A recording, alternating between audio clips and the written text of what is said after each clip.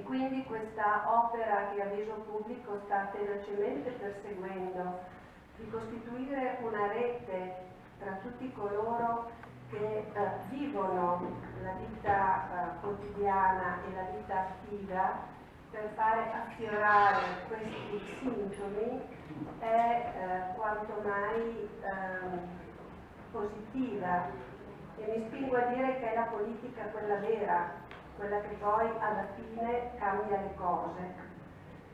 Che cos'è la mafia?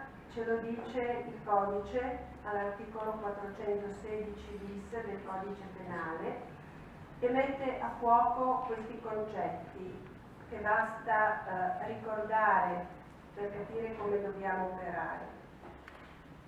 È quella che viene a svolgere una forza intimidatrice che deriva da un vincolo associativo, che vuole assoggettare, che vuole nutrirsi di omertà, che ha lo scopo di realizzare dei delitti, o anche no, ma di acquisire in modo illecito la padronanza di attività economiche attraverso concessioni, autorizzazioni, appalti pubblici, appropriandosene in modo illecito, alterando i principi della qualità, del bene agire, della concorrenza, dell'onestà e della trasparenza, con l'obiettivo di realizzare dei profitti ingiusti. Questa è la mafia, non necessariamente l''ndrangheta, non necessariamente la mafia siciliana, non necessariamente non solo la camorra napoletana. Da questi rischi noi dobbiamo guardarci.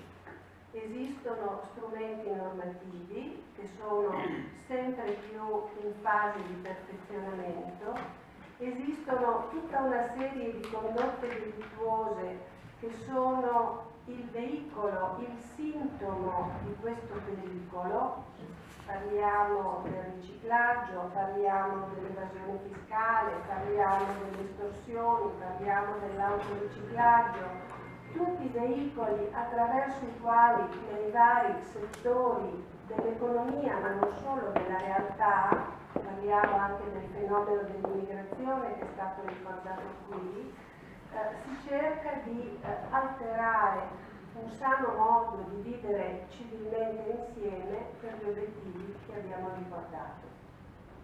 Ed è questo che noi dobbiamo combattere. Lo strumento che io vedo come strumento principe, ma parlo di tutti noi che viviamo la nostra vita sociale, è quello della trasparenza e del confronto. Il fatto di tacere, di lasciare correre, di considerare come irrilevanti, come pure è stato ricordato dal dottor Romani, o comunque non significativi per noi, perché non ci tocca nella nostra vita quotidiana, fenomeni che invece sono sintomatici, è un rischio che va assolutamente evitato, e che va particolarmente evitato per coloro che lavorano nelle istituzioni, ma non solo, anche chi lavora all'interno del settore economico, anche chi lavora nel campo dell'educazione. Sintomi di questo genere vanno percepiti, fatti affiorare e combattuti. La struttura giudiziaria è costituita, abbiamo qui il collega della Direzione Nazionale Antimafia Donadio, che poi sarà più preciso di me, con particolari forme di contrasto a questo tipo di criminalità, la Procura Nazionale Antimafia, le Procure Distrettuali Antimafia, con degli organi di polizia espressamente deputati.